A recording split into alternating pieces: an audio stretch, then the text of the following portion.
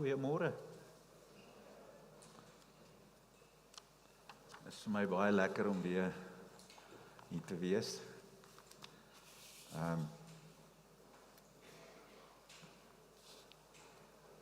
Ons het gister 'n fenominale damesoggend hier gehad. Wie van julle was hier gewees? Ja, ek wil die manne challenge. Game on, hè? Rihanna kom by die huis en sy sê vir my man, dit is so lekker om te hoor hoe iemand 'n storie vertel van hulle lewe. En jy kan sien dit raak elke persoon se hart aan wat daar is. Ek dink daar's 'n gawe daarin, maar ek dink aan die ander kant ook. Ons lewe lewens en baie keer dan hou jy jou storie vir jouself. Jy weet waarvan ek praat. Jy dink nie jou storie is goed genoeg om met iemand anders te deel nie. Of aan die ander kant, jy sien jou storie en jy onthou die swakhede van hoe jy deur hierdie moeilike tyd gegaan het en hoe God jou net eintlik deur dit gedra het. En nou voel half skaam om te sê, weet jy, dis waar ek was. My hart is dat die uitvloeisel van wat gister gebeur het. Vrouens, julle moet ons mans nou leer dat ons stories vertel. Want ons stories is waardevol. Jy hoor wat ek sê? Ons skop vandag af met 'n reeks wat ons noem called, soos koud, to called, soos geroepe. En jy hoef nie baie ver te dink om agter te kom dat ons praat oor om besig te raak nie. Om aktief betrokke te raak nie. Nou ek gaan vandag met jou net so bietjie eksegese doen. Ek gaan net so bietjie met jou in 'n paar teksgedeeltes ingaan, want daar's baie keer 'n bietjie 'n verwarring rondom roeping, werk, aanbidding. Daar's 'n gevolgtrekking wat ons baie keer maak en ons sê werk is aanbidding. En dan kom die teoloë en hulle sê, maar dit is nie, daar's ander woorde, maar ek wil ek vir jou die konteks gee wat die Bybel bedoel daarin. Ons gaan vandag uit Efesiërs 2 meeste van die leeswerk doen, maar ek gaan met jou begin by Genesis. Nou, net om jou in hierdie spasie te kry, van die reis wat ek vanoggend net deur hierdie volgende 25 minute, hopelik, met jou wil reis. Wat lag jy, Corneille? Corneille sê, timer on. Ja, Corneille hou op jou tyd hoor. So, hier gaan dit so vinnig as moontlik. Ek was al in 'n seisoen in my lewe, wat my werk en dit wat ek gedoen het deur die week, so begin raak het dat hierdie ou wat hier staan, soos 'n papwiel begin raak het. Jy staan die oggend op, as jy nie verslaap het nie, dan drink jy lekker koffie. As jy verslaap het, drink jy vinnig koffie. En dan trek jy aan en jy jaag en jy is in jou kar na die eerste afspraak toe. En alles is op die klok. En vanaand kom jy by die huis en ons het iets wat ek hier in die huis mee mag sê nie, wat eet ons? Ek moet nou sê, Rihanna, wat wil jy eet? En dan sit nou daar winkel toe en jemmel, ou wil nog iewers by 'n gym uitkom, want ons gaan nou eet, jy weet, so jy wil er 'n paar kalorieë kan by eet. En as jy jouself sien, dan is jy poot uit. En ek's nog 'n aand Bybelstudie ou ook, so dan sit soos in, ek het al letterlik, dan sit ek met my Bybel en dan lees ek, en dan moet ek weer oorbegin, en dan moet ek weer oorbegin, en as ek myself kry, dan bid ek somme. Net die Here weet wat daar aangaan, ek het nie 'n klou nie. Weet jy wat, môre begin jy weer. En so gaan 'n dag in, dag uit, staan op, trek aan, gaan werk, kom huis toe, trek pyjamas aan, slaap.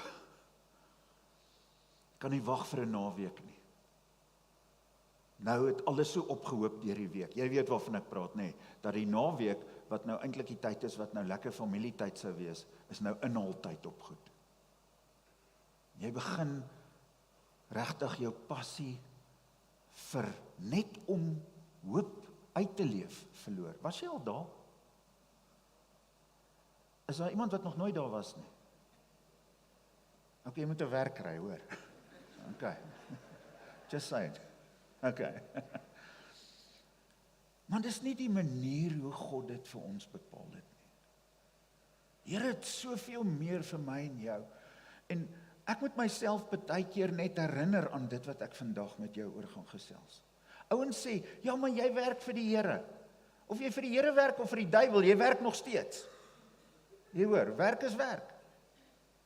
Ons kry nie hierdie vlerkies as ons werk toe kom, hierdie pakkie en dan sweef ons rond en dan gaan ons huis toe nie. Ons sit met moeilike gesprekke, ons sit, van julle ouens is moeilik. En van julle is nice. Jy hoor. En ons het met alles te doen. Die groot ding wat dit dalk 'n bietjie verander is, party ouens kan 'n werk net verander, maar ons raak actually baie lief vir jou. En dit maak dit rowwer, want ons stort ons hart uit voor die Here oor ons mense en ons wil hê dit moet goed gaan. Maar jy voel so oor die mense by jou werk ook. Is dit nie so nie? As nie, kom sien my. Ek begin by Genesis 2 vers 15. En ek het nou hierdie lyn rondom wat gebeur het en waarheen ons op pad is. In Genesis 2 vers 15 in die Nuwe Lewende Vertaling staan daar, die Here God het die mens in die tuin van Eden. Ek het vir jou daar agter die Hebreëus gesit. Eden beteken om plesier te bring en om verblyding te bring. Dink ek jou werksplek se naam is plesier en verblyding. Ha? Yes, dis 'n cool job. Waar werk jy? By plesier en verblyding. Dis God se plan. God se plan is nie, lunch moet net kom, PTY Limited nie. Sy hart is dat ons dit met 'n plesier doen en dat ons verbly in hom, in ons werkplek, ten spyte van wat om ons aangaan. Nou sê hy verder, hy het ons oor hierdie plesier en plek van verblyding aangestel om dit te bewerk. Daai woord is om dit te diens, soos jy 'n kar diens. Okay. En te versorg, in die direkte vertaling sê om op te pas, versigtig te ontdek en verantwoordelikheid op te neem. Dis die doel wat ons ten opsigte van ons verhouding met die skepping het. Wat vir my so mooi is as jy regtig dieper in hierdie teksgedeelte gaan en dieper in die Hebreëse konteks, dan hierdie wat hy sê om versigtig te ontdek, is dit nie, hier het Adam gegaan met 'n spitgraaf en hy moet nou 'n rotstuin kap hier en sulke goed nie. Maar om die tuin te kon bewerk, beteken hy moes die Here in die tuin ontdek. Hy moes dit wat voor hom is, moes hy eers na kyk en sien, hoekom is dit daar en hoe dien dit hierdie stelsel? En God het met die mens gewandel en vir hom geleer en gewys, en die mens het meer geleer van God deur sy werk.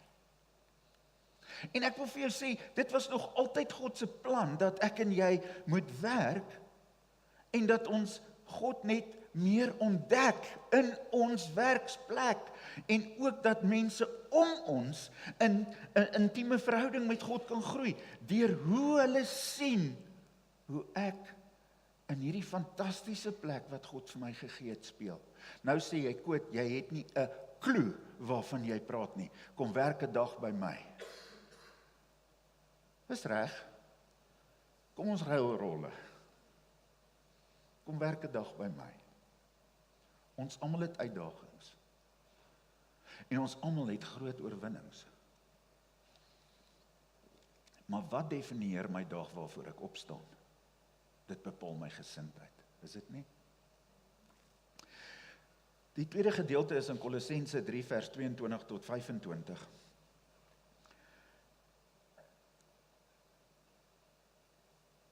Waar Paulus vir die ouens in Kolosse skryf, hoe hulle moet optree. En nou praat ons in die Nuwe Testament, en ek gaan die konteks vir jou nou uit Efesiërs gee, maar ek wil net die werkding bed. Hy sê, slawe, julle moet julle eienaars hier op aarde in elke opsig gehoorsaam. Julle moenie mense probeer tevrede stel deur net te werk as iemand kyk nie. Nee, werk met opregtheid van hart, omdat julle eerbied vir die Here het. Pak alles gemotiveerd aan. Werk soos vir die Here en nie vir mense nie.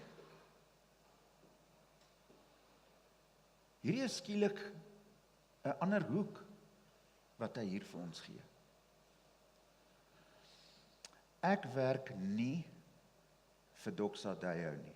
Ek werk vir die Here. Doxa Deo is die tuin waarin hy my geplant het. Ek hoop die pennie val.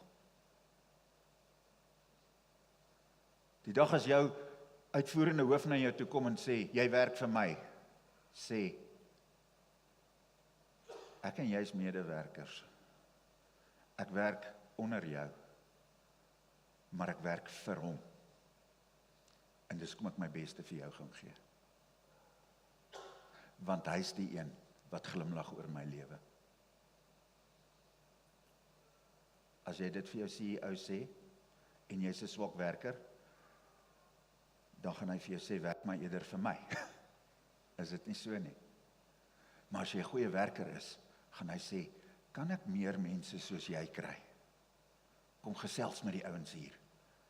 Want mense het nodig om te hoor dat daar 'n baie groter gesag en autoriteit is. Hy gaan verder, hy sê, weet dat die Here julle met 'n erfdeel sal beloon. Hy praat hier van die hiernamaals. Die eienaar vir wie julle werk is Christus. Wie onreg doen, kry hulle onreg terug. God trek niemand voor nie. Wow.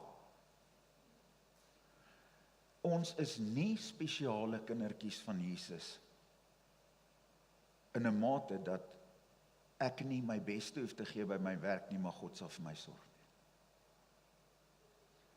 Daar's geen verskil tussen my en die ou om my nie. Jy sien, die Here gee my die gesindheid van hart om nie net my werksplek te verander nie, maar om so kardinale rol van versoening en eenheid en liefde in my werksplek te bring, dat ek verhoging kry en hergeposisioneer word op grond van die karakter wat deur my werk. Ek het al baie mense aangestel in my lewe, en ek kan jou sê, daar's ouens wat nie die vermoë het op hierdie stadium wanneer ek hom aanstel om die werk te kan doen nie, maar sy hart en sy entoesiasme en sy leergierigheid en sy nederigheid maak dat ek hom al laas jaar wou aanstel. Maar ek het al 'n ou gehad met 'n M in teologie en 'n D in 'n antieke taal, en hy kom sit daar by my en hy wil amper met my 'n onderhoud voer. En dan sê ek, wanneer ek daar sit, sê ek vir myself, hierdie ou is nou besig om my tyd te mors. Jy sien, wanneer ek besef vir wie ek hierdie dinge doen, en dat God dit so ernstig sien, dat daar 'n ewige beloning is presies rondom dit. Ek wil net weer eens sê, ek het dit al gesê, ons gaan nie op 'n wolkie sit en vlerkies kry en harpie speel nie. Ons gaan nie sing nie, want dan is dit hel vir my en die ouens om my. Ons gaan aangestel word. Ons gaan werk. En weet jy wat, my selfe persoonlikheid wat ek op hierdie aarde het, my selfe attitude, as ek die Engels kan gebruik, gaan nie wegval wanneer ek by die Here is nie. Hallo. Het jy al so daaraan gedink? Jy weet, daar's geen gebrokenheid in die hemel nie. Maar ek het nou die aand toe praat ek met die CCEP ouens, toe sê ek, maar die mense het nog steeds 'n vrye keuse in die hiernamaals. Jy kan weer rebelleer daar. Die duiwel het gerebelleer en hy was in die heerlikheid van God se teenwoordigheid. So as my karakter op aarde is, dis me, myself and I. Dit gaan nie gestroop word en weggaan wanneer ek eendag in die ewigheid is nie. En dis hoekom die Here kan my nie aanstel oor veel as ek nie getrou is hier nie. Maar wanneer jy dinge leer om in nederigheid en in dankbaarheid vir God die bietjie wat ek hier doen te doen, dan is ek op die plek waar my karakter my vat na 'n plek waar ek oor veel aangestel kan word. Daar, dink aan die gelykenis van die manne met die talente. Wat sê hy? Hy sê vir die een, ek gee jou dubbel, die ander een, ek gee jou dubbel, en die ander een sê hy, omdat hy het weggesteek het, ek gaan dit wegvat, en ek gaan jou na die duisternis werp. Ek weet nie of dit in die hoekie daar iewers of wat is nie, dis 'n ander dag se boodskap, maar ek wil vir jou sê, hoe ek en jy na werk kyk, het ewigheidsimplikasies. Moenie om die bos gelei word nie. So,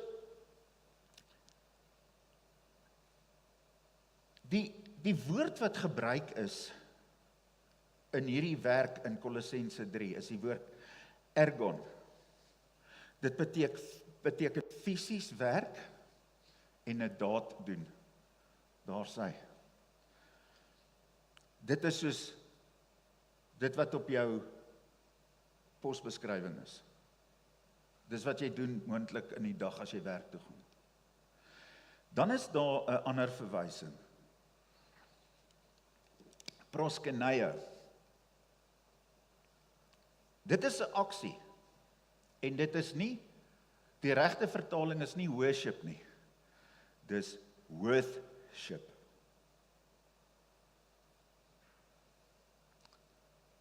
Ek dink is dieselfde woord.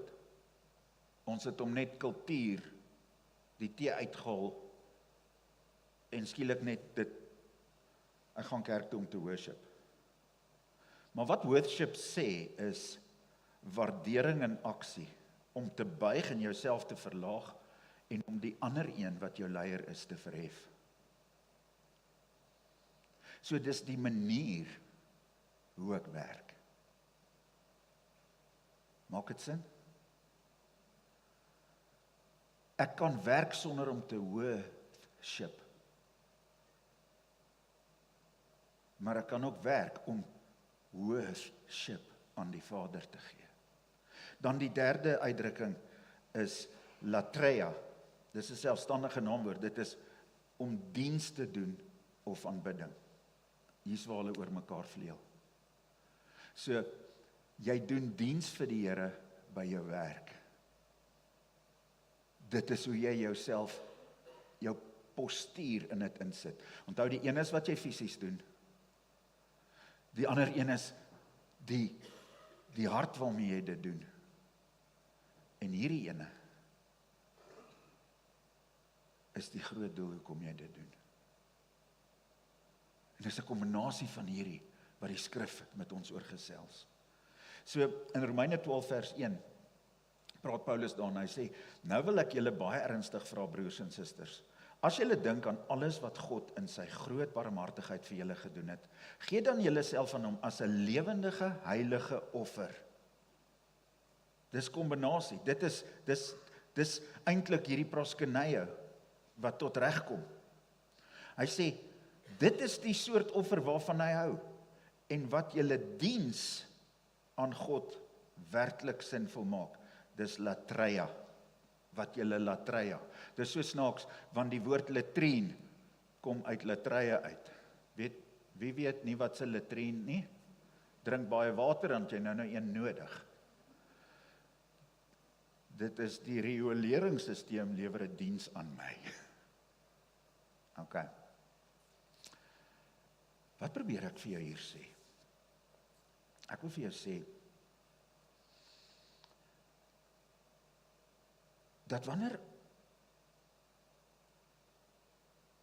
ek vir die Here iets doen, wanneer ek my diens doen, is dit nie net by my werk nie. Dis nie net by my kerk nie, dis in my gesin, dis oral waar my voete grond tref. Want ons is nie veronderstel om 'n gesplete persoonlikheid te hê nie. Dis 'n lewensuitkyk. En dis baie interessant dat die eerste gedeelte van hierdie vers sê, plaas jouself op die altaar, gee jouself as 'n lewende offer. Want God gaan deur die manier hoe ek na my diens kyk, en hoe ek oor my diens voel, vir my wys waar daar uitvalle in my lewe is, wat ek myself moet belyn. As my hart nie reg is nie, dan moet ek op die altaar klim. Ek en jy mag nie 'n gees van kritiek ronddra nie. Ouens, dis destruktief. En wat gebeur? Ek verwoes al die geleenthede by my werk om produktief te kan wees vir die Here. Party van ons moet so bietjie suffer by 'n plek, om later aangestel te word op 'n ander plek. Want hier moet ek op die altaar wees, sodat daar my lewe gebou kan word. Maar die teken van dit, die uitvloeisel van dit sal altyd hierdie nou gaan jy daai latrou woord onthou, die latrien beïnvloed. Ok, nou kan ek met die boodskap begin. Sê reg. Ja, is baie tyd. So hoekom is dit dan so groot uitdaging? In Efesiërs 2 is hierdie hele prentjie wat vir ons gegee word, hoekom ons eintlik die teenoorgestelde moet wees as dit waarna ons is. So, Paulus kom en hy begin en hy sê in vers 1 tot 3 sê hy, as gevolg van julle verkeerde lewe en sondes was julle ook geestelik dood. Julle leefstyl destyds is bepaal deur hierdie bose wêreld, ja, deur die regerder van die mag van die lig. Dit is die gees wat nou nog werk in almal wat aan God ongehoorsaam is. Hy praat van die duiwel, en is nie die duiwel van die kinderbybel nie, dit is die volheid van die bose se manifestasie op hierdie aarde. So, ek sê dit nie, Paulus sê dit. Maar wat hy sê is, in daai eerste gedeelte, as gevolg van julle verkeerde lewe en sondes, was julle geestelik dood. Toe jy jou hart vir die Here gegee het, hoe het jou houding verander ten opsigte van werk? Dis my vraag. En hoekom? Kan ek jou guns vra? Iets wat ons nou soms as slegte liggaamstaal lees, maar ek gaan jou nou toestemming gee. Vou 'n bietjie jou arms.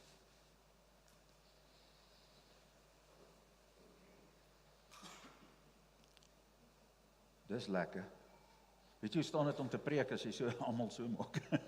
Maar hoekom doen jy dit so? Het jy geweet as ek jou 100 keer gaan vra om jou arms te vou, gaan jy dit 100 keer dieselfde doen? Kom vou dit 'n bietjie andersom. Dis bietjie weird, né? Jy sien, jou onmiddellike geprogrammeerde aksie is, as jy arms vou, dan gaan jy dit doen op die manier wat jy geleer het om dit te doen. Nou kom die Here en hy stel iets anders voor. En dit maak net nie sin nie. Dis ongemaklik. Ek hou nie daarvan nie. Ek vou glad eerder dan nou niks arms nie. Is dit nie hoe ons sê nie? Kom ons vat dit 'n bietjie nader. Maak jou hande so toe. Ons gaan nou bid. Nou, wie van julle se regterduim is bo? Wie van julle se linkerduim is bo? Nou, wie's verkeerd?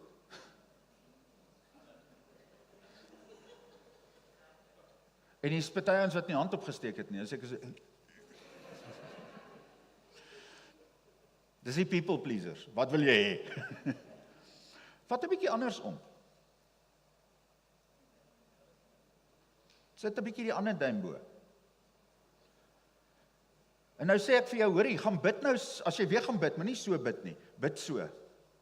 Jy gaan vir 5 minute bid, en dan gaan jy so, die Engelse sê, so preoccupied raak, met hierdie handjies, dat die gebed daarmee heen is. Jy sien, dit is ongemaklik vir my en jou, vleeslike mens, om 'n ander postuur in te neem, as dit nie sin maak nie. En om God se postuur in te neem rondom werk, maak nie sin vir my en jou onmiddellik nie. Maar dis wat geloof doen.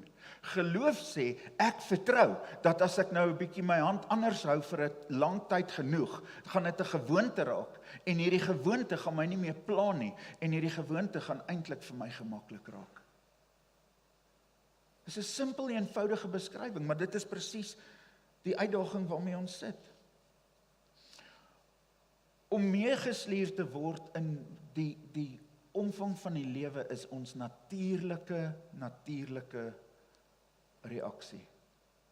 Maar om die hand te verander, om ons houding te verander, om te sê ek is nie meer daai persoon nie, beteken dat ek intentioneel moet wees met wat ek doen.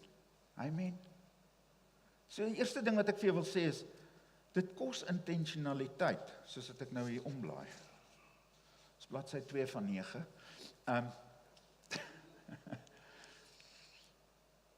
Dit gaan van my vat, en dis hoekom ek die hele tyd met 'n bewustheid moet leef. En dis hoekom ek vir jou sê, ek en jy kan nie biddeloos werk nie. Gebed belyn my hart met God se. En as ek deur krisisse gaan eers na die Here toe, voordat ons na die oplossings gaan. Die tweede ding is in vers 4 tot 6, waar hy sê, maar God se ontferming is oorvloedig, die liefde waarmee hy ons lief gehad het. Was so dat, toe ons verkeerde lewe ons geestelike dood veroorsaak het, hy ons saam met Christus lewendig gemaak het. Dis God se genade, wat maak dat julle verlos is. Omdat ons aan Christus Jesus verbind is, het God ons saam met hom opgewek, en saam met hom sitplek in die hemel gegee. Hy begin met daai deel, maar God. Dit beteken, wat ook al jy kan sê, God het iets gedoen. Jy sien, ek leef 'n doellose bestaan. Nee, dis nie waar nie. Die Here het 'n plan met my lewe. Hy het 'n plan met jou lewe. En die doelloosheid en die sinloosheid is iets wat ek beleef. Maar God het 'n ander manier van dit doen. Ek leef onder 'n tiran van 'n baas. Ja, hierdie ou sê, hy het my nommer, maar God het my toekoms. Amen. Ek voel moedeloos. Ek voel ek kry nie genoeg geld by die werk nie. Wat ook al. Dis die realiteit, maar die waarheid is, maar God het 'n groter plan vir my lewe. Hy gaan daar in vers 6, omdat ons aan Christus Jesus verbind het God ons saam met hom opgewek en saam met hom 'n sitplek in die hemel gegee. Hy het vir ons 'n plek, dit beteken jy's in 'n posisie van autoriteit, jy is in 'n posisie van invloed. Ek kan die aardse manier kyk na iets en sê, nobody likes me, everybody hates me, I'm gonna eat some worms, la la la la la. Nou, ek gaan nou nie die hele dansie doen nie. Of ek kan sê, Here, hier sê nie Efesiërs 2, ek het toegang tot die troonkamer, inteendeel, in die gees sit ek reeds saam met u. Ek kan alle wysheid van u kry, ek kan alle insig van u kry, ek kan hoor by u hoe ek deel kan wees van u plan en u doel vir hierdie organisasie. Ek kan by u hoor hoe ek deel kan wees van die uitvloei van die koninkryk in my gemeente. Ek kan hoor hoe ek uitvloeisel kan kry van goeie ouerskap of goeie leierskap in my gesin. Waar is my hart? Is my hart op die grond of is my hart in die troonkamer? Want daar waar jou hart is, dis waar jou fokus is. En die Here sê, ek het jou hart opgelig en ek het jou langs my kom sit, sodat jy invloed kan hê, sodat jy kan heers. En weet jy wat, ek sit jou nie alleen op die troon nie, ek sit jou langs my, want ek wil hê, jy moet saam met my in hierdie pad stap. Ek gee my gees vir jou, sodat jou werk goed kan wees, dat jy die beloning kan ontvang van 'n kind wat in diepe verhouding met die Vader leef. In vers 10 lees ons, want ons is God se handewerk. Hy het ons in ons eenheidsband met Christus Jesus so gemaak, dat ons die goeie werke wat hy vir ons bestem het, kan uitleef. Daardie goeie werke is die woord ergios, dis actually jou werk. So wat hy eintlik vir my sê, of vir Jannie sê, Jannie, hy het jou in 'n eenheidsband met Christus Jesus so gemaak, dat jy die goeie arbeid by Absa waar jy werk, wat hy vir jou gebestem het, kan uitleef. Ons maak iets so super spiritual aan die een kant, maar dis eintlik die manifestasie op aarde. En die goed wat geestelik moet wees, kan ons baie keer omdop, en ons kan in ons omstandighede fokus op die aardse, waar die heerskappy lê eintlik in die ewige realm, saam met Christus. Ek wil vir jou sê, as ek en jy hierdie skakelaar kan oorskakel, die Engelse sê flip that switch, en elke dag bewus raak, hoekom is ek hier, dan verander alles. Ek en jy is God se handewerk. Wat sê hy daarmee? Hy sê, ek en jy is nie net gered van die hel af nie. Ons is gered met 'n doel. Jy is gebore in die dag van jou geboorte. Jy is vandag by die plek waar jy werk. Jy is vandag in die gesin. Jy is vandag in die buurt. Jy dink jy het die keuses gemaak. Maar ek wil vir jou sê, as God dit nie in jou gewerk het nie, sou jy lankal ongemak beleef het en geskuif het. Elke plek en elke spasie wat God my en jou gesit het, het hy ons vir 'n tyd soos hierdie hier geplaas. En dis nie 'n aanklag nie. Dis eintlik bevrydend. In die B-gedeelte van vers 10 sê hy het ons in ons eenheidsband met Christus Jesus so gemaak, dat ons die goeie werke wat hy vir ons bestem het, kan uitlewe. Die goeie werke. Ek wil net hierna nog een gedeelte toe gaan. In Efesiërs 4, vers 11. Hy sê, hy het sommige as apostels gegee, ander as profete, ander as evangeliste, ander as herders en leraars, om God se mense toe te rus vir hulle dienswerk. Hierdie woord is ergon. Dis werk. Wat ek vir jou vandag wil sê, al hierdie skrif leer ons een ding. En dit is, ek kan werk toe gaan met 'n gesindheid van God is met my, want hy het my die plek gegee waar ek werk. As hy my sien toe gestuur het, dis nie net 'n random ding nie, dan beteken dit, ek weet dis sy wil. Amen. As jy weet dis God se wil, dat jy moet wees waar jy is, verander dit alles. Nie net dit nie. Maar hy het my in die kerk gesit waar ek is.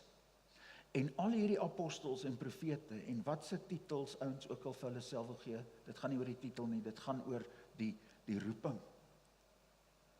Sodat ek toegerus kan wees vir my dienswerk in die week, maar ook ek en jy albei is geroep om te werk in die kerk. Ek sê dit weer. As jy nie in die kerk werk nie, mis jy 'n deel van jou roeping. Doe net iets. Want as jy iets begin doen, dan gaan die Here dinge vir jou oopsluit. Maar ons sê, die dag as die Here sê ek moet betrokke raak, die Here gaan jou nie nooi na 'n partytjie toe wat jy klaar uitnodiging gehad het nie. Handelinge leer ons dat die ouens gegaan het en hulle goed verkoop en hulle het van huis tot huis saam gekuier en hulle het die brood gebreek en hulle was in eenheid en hulle was besig met die werk van die Here. En ouens, ek beleef so in my hart dat ons in 'n seisoen nou is waar die Here ons gaan versnel. Maar hy gaan nie my en hierdie span versnel nie. Hy gaan jou versnel. En ons is hier om jou toe te rus. Om jou toe te rus om optimaal. Jy sien, wanneer jy oor jou werk by die kerk kan begin 'n lewenssiening hê, dan spoel dit oor na jou werksplek toe. Want jy's in 'n omgewing van veiligheid. Jy's in 'n omgewing van aanmoediging. So ons gaan in hierdie seisoen wat kom, gaan ons jou nooi om te ontdek. Ons gaan jou nooi om te sien wat aangaan. En miskien het die Here iets niks op jou hart en dan wil ons jou nooi vir dit. Ek land hiermee. Doxa Deo is besig om die roeping wat die Here vir ons gegee het, uit te leef. En ons sien fenominale vrug. Want dit wat ek vandag met jou oor gepraat het, is ons hele hart. Ons het begin met die hoop vir 'n stad, geloof vir 'n stad. Toe is dit 12 stede. Ons praat nou van 300 stede. En ons is klaar in meer as 180 stede. En weet julle hoekom? Dis nie oor die pastore nie. Dis oor die mense wat in vennootskap staan en sê, ek gaan dit doen. Ons gaan nou 'n lied saam sing, maar dis weird, jy het dit nog nie gedoen nie. Ek het die musiekspan afgegee. Hier's 'n lied wat 'n paar jaar terug 'n video gemaak is deur ouens in Londen wat nie eens deel is van Doxa Deo nie. Maar hulle is wel deel van die City Changers Movement wat Doxa Deo se kerkbemagtigings en besigheidsbemagtigingsbeen is. En elke woord wat hulle sing is die taal van die woord wat die Here vir ons gegee het. En ek wil jou nooi, terwyl ons hier staan en hierdie lied sing, mag hy met jou praat en mag die Heilige Gees iets in jou hart losmaak van vrymoedigheid en veiligheid in die werk van God. Amen. Kan jy saam met my staan? Dankie.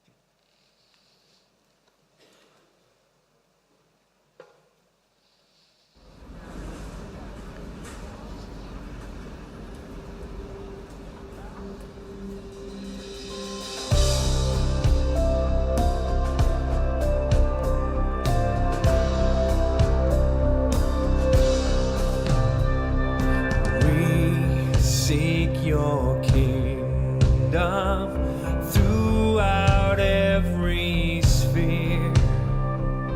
We long for heaven's demonstration here. Jesus, your light shine bright for all to see. Transform, revive, and heal.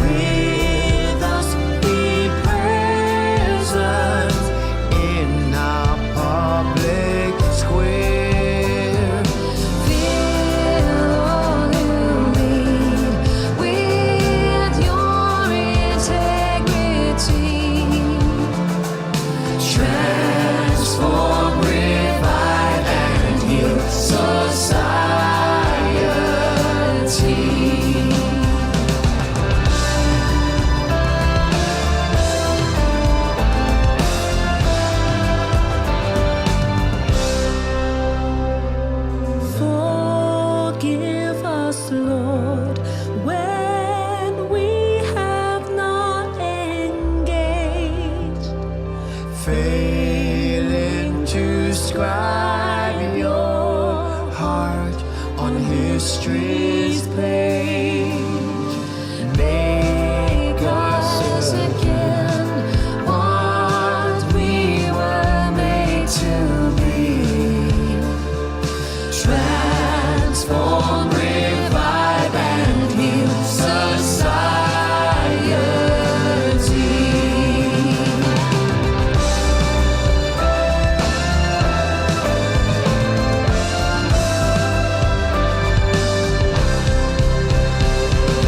Faithful to govern, ever may we be. Selfless in service, loving constantly. In everything, may your authority transform, revive, and heal society. Transform, revive, and heal society.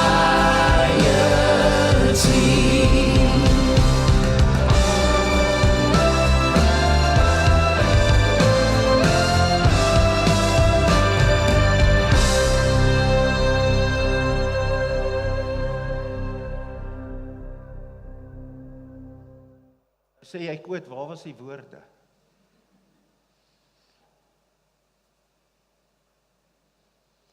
Het jy agtergekom? Eerstens die wysie is op 'n ander Christelike lied gebaseer. Daar is iets profeties daarin.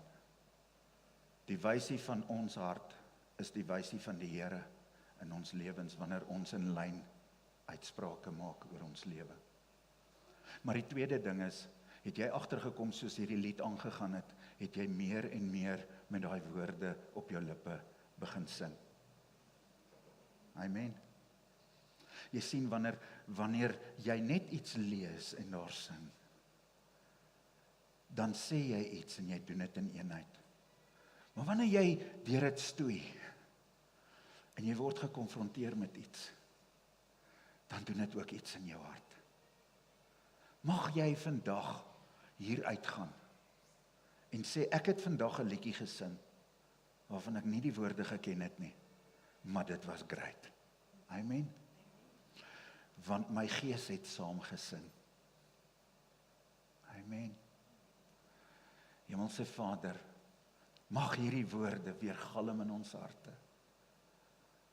Mag ons 'n gemeenskap sien transformeer in krag tot krag tot krag tot heerlikheid, omdat ons in ons aanbidding ja sê vir U en in ons werk staan om U te verteenwoordig. Ons verklaar U is met ons. U het ons daar gesit, U is aan ons kant, en daarom kan ons uitsien na elke dag vir 'n nuwe belewenis saam met U. Ons bid dit in Jesus Christus naam. Amen. As jy graag gebed nodig het, hier is mense hier voor, daar agter is ook mense wat saam met jou sal bid. Hier is heerlike koffie en iets om te eet, kuier lekker, hou die ouens van die tweede diens toegeparkeer. OK, kom ons paai toe. There is no shadow that has ever overcome